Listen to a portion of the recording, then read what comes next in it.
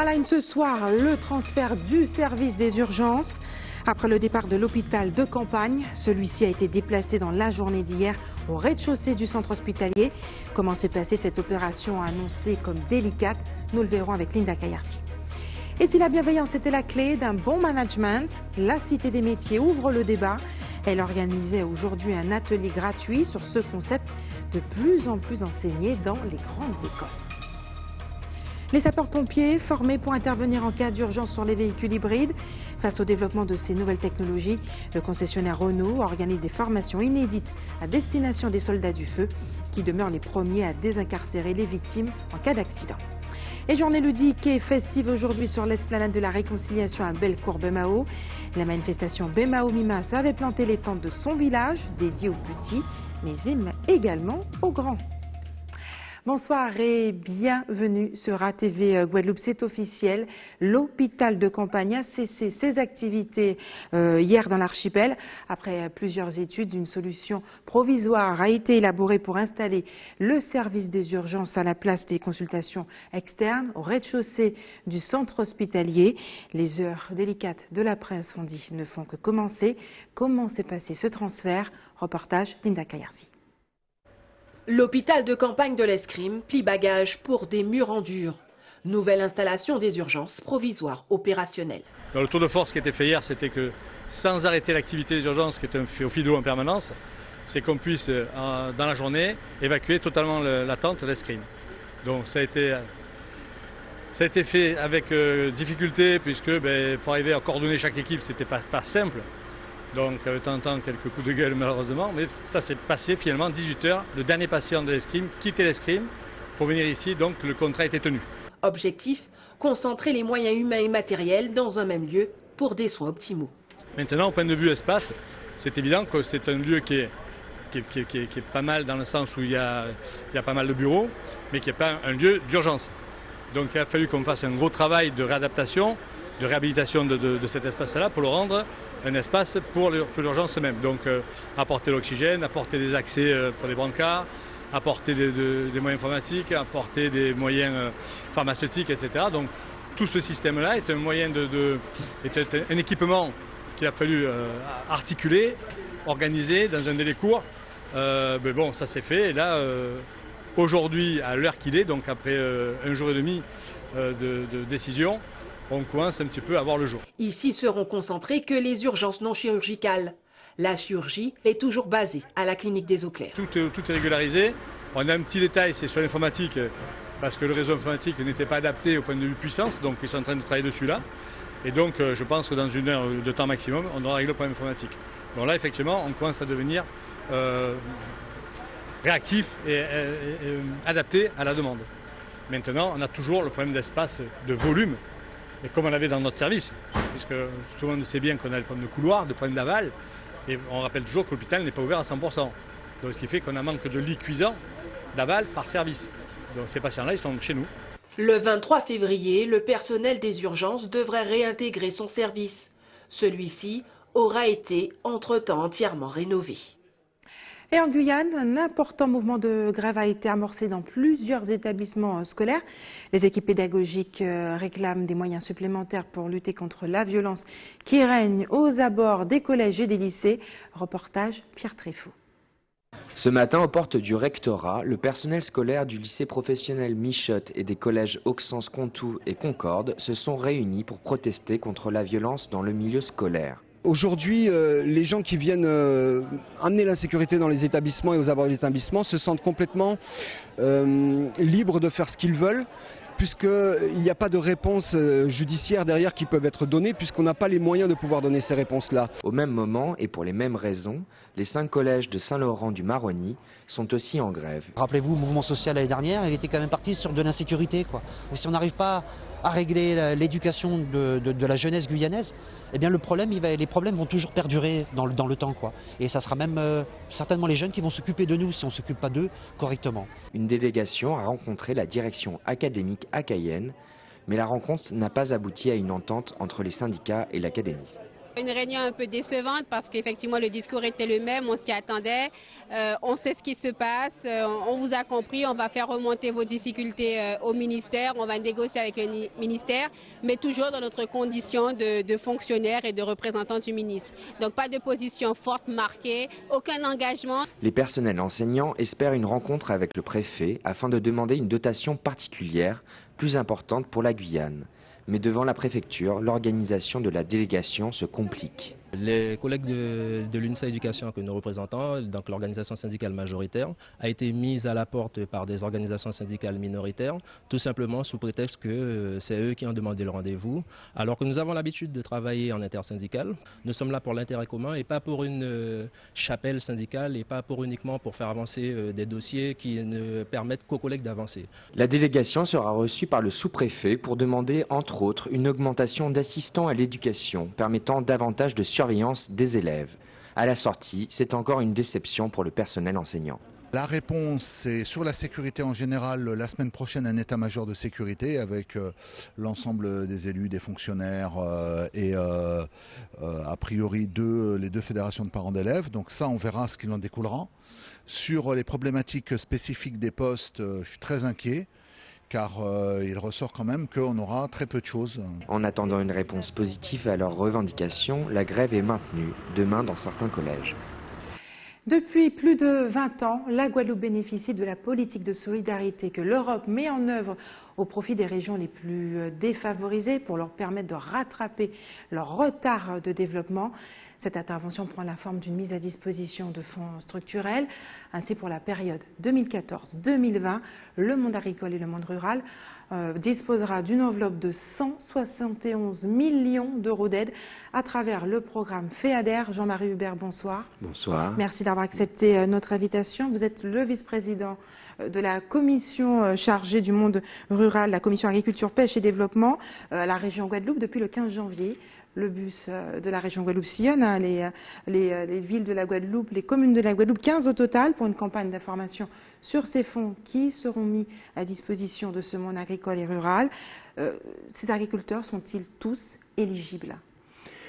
En principe, tout agriculteur est éligible. Ce sont les projets qui sont éligibles. Ça sera fonction de la demande. Par exemple, pour la canne à sucre, eh bien, l'aide à la replantation de canne, c'est 1200 dossiers chaque année, entre 1200 et 1500 dossiers qui sont tous éligibles et qui sont présentés par les SICA cannières. S'agissant de la banane, le LPG, c'est pareil. S'agissant de l'Iguavi pour l'organisation des producteurs de la viande, ben, c'est la même procédure. En principe, tout agriculteur est éligible et au-delà de l'agriculture, il y a le volet du monde rural.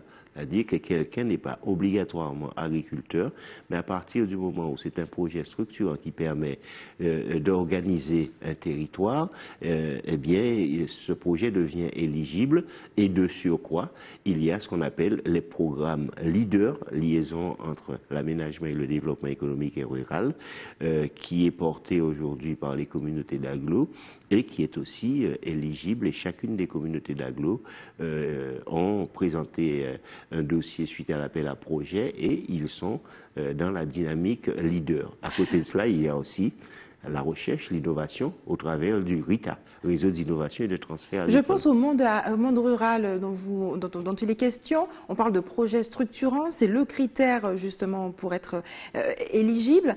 Est-ce que tous les projets sont d'emblée structurants? Est-ce qu'il y a une aide? Comment faire pour bénéficier de façon concrète? Il n'y a pas que des projets structurants, parce que le FEADER, c'est 14 mesures et 49 sous-mesures. Ce qui signifie que pratiquement tout ce qui a trait à la ruralité est compris dans ce monde rural, y compris d'ailleurs l'encadrement technique, parce qu'il y a aussi un volet d'accompagnement pour les encadrants des différentes filières agricoles organisées. Je suis agriculteur, je regarde la télévision ce soir de façon concrète. Comment je fais pour bénéficier de ces fonds?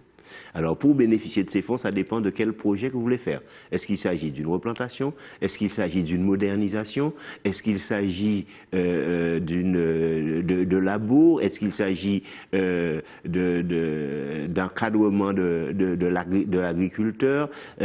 on ne peut pas répondre comme cela. C'est-à-dire que toute idée est un projet. À partir du moment où l'agriculteur émet une idée, on transforme cette idée en projet. C'est ainsi que cela se passe. Et c'est pour cette raison qu'au niveau de la Guadeloupe, il y a l'organisation des producteurs, l'ensemble des producteurs dans les Iguacan, Iguavi, Iguaflore et le LPG pour la banane. Et ensuite, il y a les organisations professionnelles, l'ensemble des SICA, des coopératives et des GIE. C'est ainsi que le monde agricole est organisé. Et au travers de ces organisations, eh bien, les agriculteurs font appel à des techniciens qui permettent d'instruire les dossiers. Pour ceux qui sont isolés et qui ne sont pas organisés, eh bien, ils ont la chambre d'agriculture dont le rôle est d'assurer la promotion agricole, de définir l'orientation de l'agriculture guadeloupéenne et en même temps d'accompagner les agriculteurs. D'où la nécessité de ce bus qui sillonne les 15 communes de la Guadeloupe pour rappeler justement. Alors oui, le bus sillonne ces 15 communes pour deux aspects importants. Un, la vulgarisation, c'est-à-dire qu'il faut expliquer au monde rural et au monde agricole ce qu'est le FEADER de manière à ce que tout le monde puisse en bénéficier, puisque nous avons une enveloppe de 171 millions, mais ces 171 millions doivent être consommés. Et dans le cadre de l'utilisation de ces fonds, il y a ce qu'on appelle le profil de Berlin. Le profil de Berlin, cela signifie que vous avez, dans les 3 ans, vous devez consommer 25% de cette enveloppe. Si vous n'en consommez pas, eh bien, généralement, eh bien, l'Europe qui en a besoin, surtout pour les pays de l'Est, vous donne un droit de tirage. Généralement, en Guadeloupe, il y aura dit l'argent qu'a réparti, l'argent par avis réparti. C'est un droit de tirage. Vous n'avez pas utilisé ces fonds, eh bien, d'autres États et d'autres Jusqu'à quelle hauteur ces fonds sont utilisés en Guadeloupe? Mais généralement, le FEADER, il est bien utilisé, puisque, bon, là, par exemple, nous avons déjà dépassé les 25%. Alors, c'est vrai qu'il y a eu un gros projet qui est le projet du barrage de Moreau, qui coûte 37 millions d'euros et qui a été aussi financé via le FEADER, ce qui signifie que aujourd'hui, nous ne risquons aucun dégagement d'office. Et en dehors de cela, il y a aussi tout le secteur de la canne, la filière canne qui a été accompagnée, tout comme le secteur de l'élevage aussi, puisque il y a l'usine de traitement des carcasses qui aussi a été accompagnée via le FEADER, ce qui signifie que il y a un engouement. Les abattoirs sont accompagnés et l'ensemble des professionnels agricoles, mais pas suffisamment. Les petits agriculteurs doivent aussi savoir qu'ils ont cette possibilité. Savoir qu'ils ont cette possibilité, d'où la nécessité de vulgariser et la nécessité aussi de démystifier. Parce que le FEADER, c'est pas si compliqué que cela. Autre point, Jean-Marie Hubert, concernant les 14 mesures intégrées dans ce FEADER, il y a un investissement accordé à l'agriculture biologique qui est seulement un investissement moindre de 800 000 € pour encourager cette agriculture biologique. Est-ce que vous regrettez que l'Europe n'encourage pas suffisamment cette agriculture sur un territoire qui est quand même contaminé, une partie des terres est contaminée par la chlordécone? Ce n'est pas l'Europe, c'est un problème franco-français.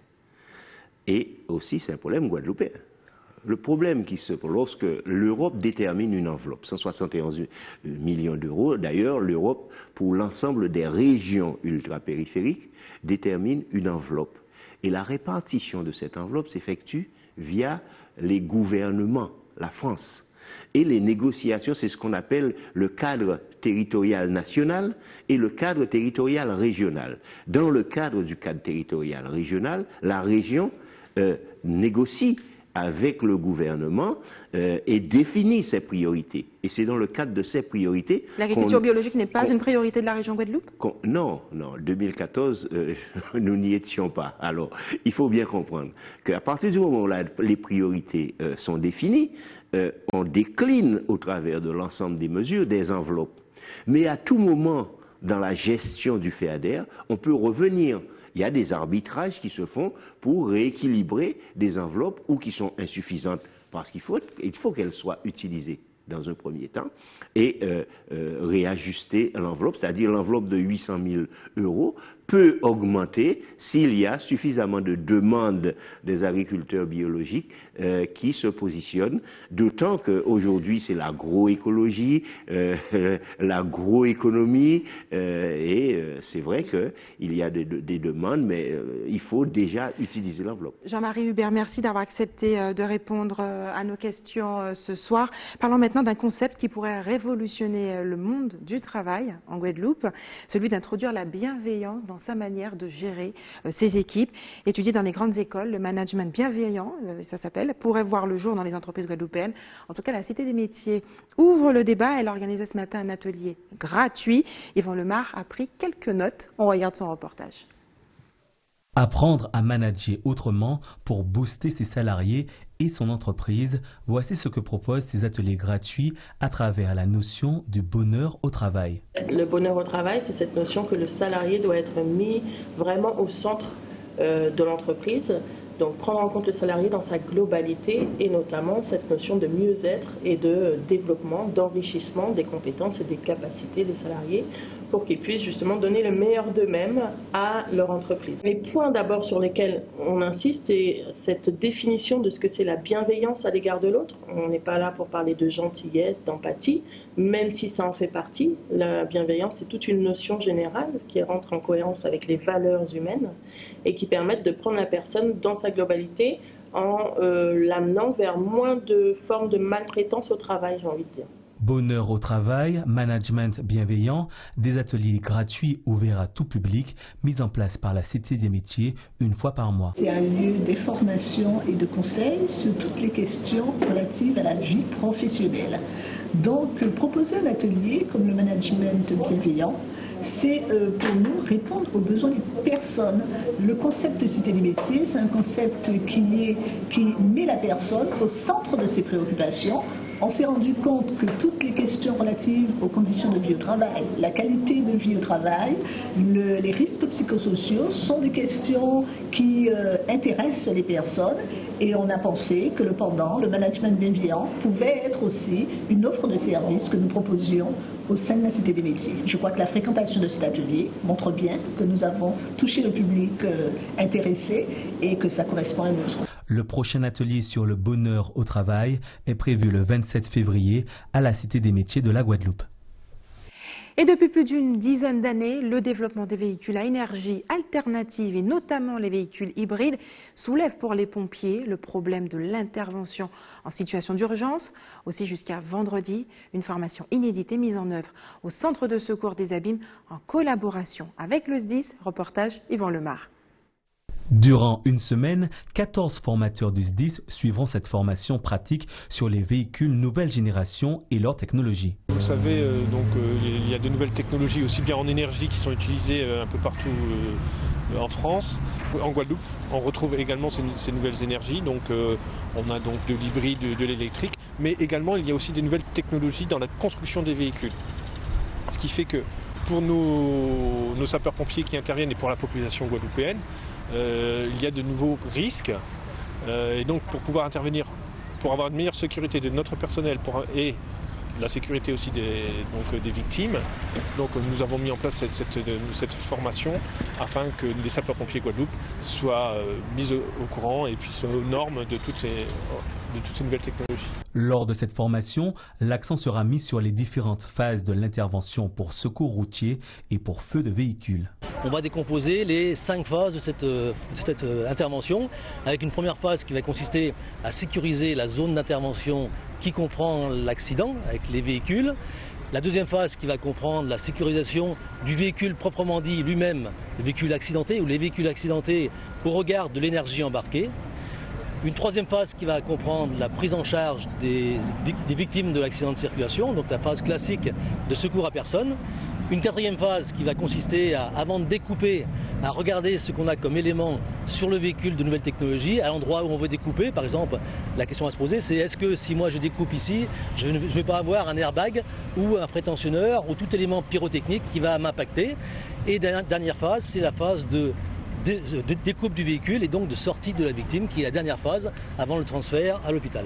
Après cette semaine, cette formation sera dispensée dans chaque centre de secours afin que l'ensemble des pompiers de la Guadeloupe soient formés. Page économie maintenant. Ce matin, Martinique, le président du directoire du Grand Port présentait les grandes orientations et les chantiers à venir. Une activité portuaire qui se porte très bien et qui mise sur l'activité des croisières. On regarde le reportage de nos correspondants d'ATV Martinique. Ces 10 dernières années, le Grand Port a investi des millions d'euros en infrastructures. 1780 bateaux, soit 5 par jour, se sont amarrés à nos côtes en 2017. Pour améliorer la qualité de prise en charge des passagers et des marchandises, les chantiers se multiplient. L'objectif, c'est que les infrastructures portuaires, les quais, les terre-pleins, les grues, soient au niveau des navires. C'est une espèce de course. Les navires augmentent de taille, les flux sont dispatchés et donc les ports doivent s'adapter continuellement à ça. Donc il y a une course en fait, une compétition entre les ports pour pouvoir avoir les quais de la bonne longueur, les grues adaptées. On y a investi beaucoup ces derniers temps. Donc il y a le premier volet de la Pointe des Griffes, c'était de l'ordre de 15 millions d'euros. Cette année, on lance un projet de l'ordre de 40 millions d'euros et la logistique suivra avec 20 millions. Aujourd'hui, 300 emplois supplémentaires ont été créés face à l'affluence des bateaux de croisière chez nous. Le tourisme est un levier de développement économique, mais le Grand Port a également d'autres atouts. Une activité conteneur, une activité marchandise qui augmente de 5%, avec des variations très contrastées. Une forte baisse sur les hydrocarbures, en raison d'arrêts techniques, notamment de la SARA, et une activité très forte en matière de bien d'équipement, puisque les entreprises martiniquaises, singulièrement celles du secteur industriel, ont investi pas mal en 2017. Et donc des évolutions contrastées. Sur les marchandises de consommation, une stabilité relative. Et sur l'automobile, là aussi, une activité en légère baisse, mais après 3 années de forte croissance. Pour 2018, le Grand Port espère voir débarquer 600 000 croisiéristes. Autre enjeu également, augmenter le nombre de passagers inter-îles. Ils étaient 100 000 l'an passé. Et restez sur ATV Guadeloupe dans quelques minutes. La prochaine ouverture de la 24e édition du FEMI, le Festival régional international du cinéma de Guadeloupe. Et puis quelques éclats de rire dans ce journal. Nous irons au village du carnaval Bemao-Mimas, organisé dans le quartier de Bellecour à Bemao. Mais avant, quelques nouvelles des acteurs de la mer. Si la Guadeloupe est revenue au vert ce matin, la mer qui s'amortit très progressivement reste forte, notamment avec des canaux de 3 mètres. Quelles conséquences pour les professionnels de la mer, notamment sur la côte sous le vent, et les activités qui y sont associées? Reportage Anne-Elisabeth Artsen, Moïse Exter.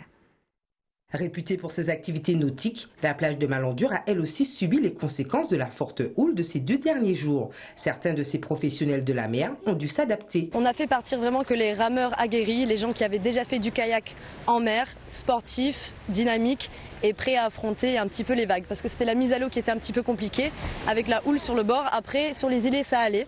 C'était beaucoup plus calme, mais c'était la mise à l'eau. Donc pour ça, on a fait partir vraiment des gens qui savaient ramer, qui n'avaient pas peur. Pour d'autres professionnels comme ce centre de plongée, le plus compliqué était d'embarquer sur le bateau. Alors nous, ce qui nous a dérangé le plus, c'est la mise en place du bateau au niveau du ponton. Vu que le ponton n'est pas abrité par une crique qui protège la houle au niveau du ponton.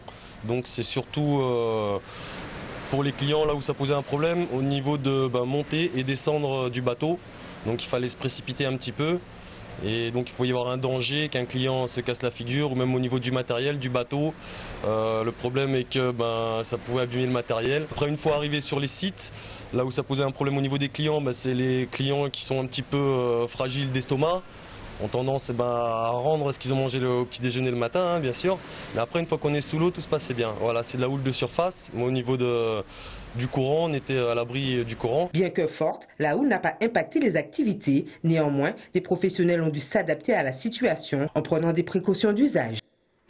Et du 11 au 24 mai prochain s'ouvrira la 24e édition du Festival régional et international du cinéma de Guadeloupe, le FEMI. Les organisateurs qui ont choisi cette année de mettre l'accent sur le cinéma afro-américain lancent un appel à compétition. Le détail avec Anne-Elisabeth Artsen et Moïse Exter.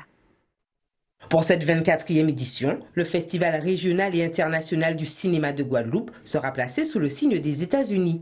Avec une particularité cette année, il se tiendra au mois de mai. Il y a eu, je crois, un incident administratif et puis tous les dossiers, il y a certains dossiers culturels qui ne sont pas passés en commission et donc le temps est devenu trop court. Donc, on a reporté. Et nous avons reporté en mai par rapport aux d'autres festivals qui étaient tout de suite après nous. Donc on a Nouveau Regard qui est en mars, Terra Festival en avril. Les budgets sont réduits depuis 2 ans et nous avons quand même fait, une édition de qualité. Donc la réduction touche surtout le nombre d'invités. Parce que par exemple en 2014 nous avions 50 invités. Maintenant ce n'est plus possible, on est aux alentours de 15 à 20 invités. 45 films au programme, venus d'Afrique, de la Réunion, des Antilles, Guyane ou encore de la Dominique, dont 33 en compétition, après sélection en commission. Il y a plusieurs commissions et nous coordonnons un peu le visionnage des films et nous réceptionnons l'avis de chacun pour arriver à une sélection définitive.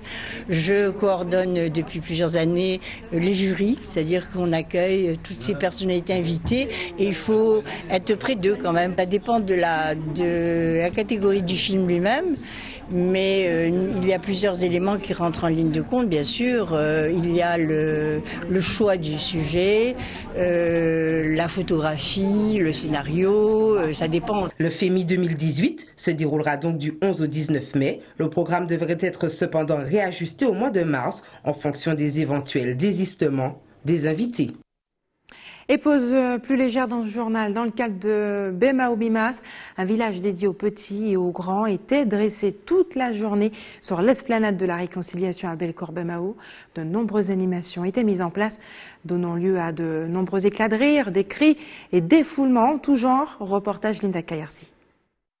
Jeux gonflables, pêche à la ligne, maquillage ou encore la confection de marionnettes géantes. Au village Bemao Mimas, les animations sont nombreuses et cette année, l'accent est mis sur le tri et le recyclage. Tout démarre banalement avec des morceaux de papier, du carton, de l'eau et de la farine et on arrive à faire des merveilles. Donc aujourd'hui, on n'a pas emmené de marionnettes géantes sur le village du carnaval de la ville de Bemao, mais on a emmené des éléments pour que les enfants puissent s'initier au papier mâché. Pour cette 2e édition, les écoliers de Bemao sont au rendez-vous. Départ d'une longue série de festivités, débats, ateliers cas, soirées carnavalesques, tout un programme. Donc on aura un temps fort chaque jour de la semaine. Là aujourd'hui le village, demain la soirée débat au centre culturel Gérard Loquel. Nous aurons notre grand déboulé sportif. Vendredi soir, une soirée qui s'appelle le Biformas. Donc c'est une soirée masquée. Nous aurons ensuite le samedi le Massatimoun. Donc nous avons ensuite samedi soir les roses. Donc on va commencer par le coup de tambour à Timoun. Apothéose du Bemao Mimas, la grande parade de dimanche. Une 40aine de groupes est attendue. Et c'est l'heure des informations pratiques maintenant. Faites des réserves d'eau si vous habitez à Sainte-Anne. Des coupures sont prévues dans votre commune dès demain 18h avec un retour à la normale à 6h du matin.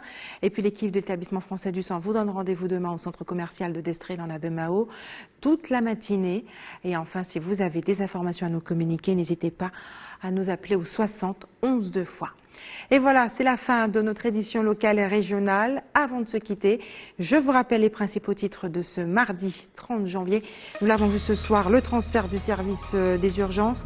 Après le départ de l'hôpital de campagne, celui-ci a été déplacé dans la journée d'hier au rez-de-chaussée du centre hospitalier. Et si la bienveillance était la clé d'un bon management, la Cité des métiers a ouvert le débat. Elle a organisé aujourd'hui un atelier gratuit sur ce concept qui est de plus en plus enseigné dans les grandes écoles.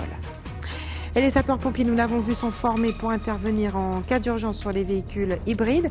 Face au développement de ces nouvelles technologies, le concessionnaire Renault a organisé des formations inédites à destination des soldats du feu qui demeurent, je vous le rappelle, les premiers à désincarcérer les victimes en cas d'accident. Et enfin, journée ludique et festive aujourd'hui sur l'esplanade de la réconciliation à Bellecour-Bemao. La manifestation Bemao Mimas avait planté les tentes de son village dédié aux petits. Merci d'avoir choisi ATV Guadeloupe. Je vous souhaite une excellente soirée. On se retrouve demain à 18h47 sur ATV Guadeloupe.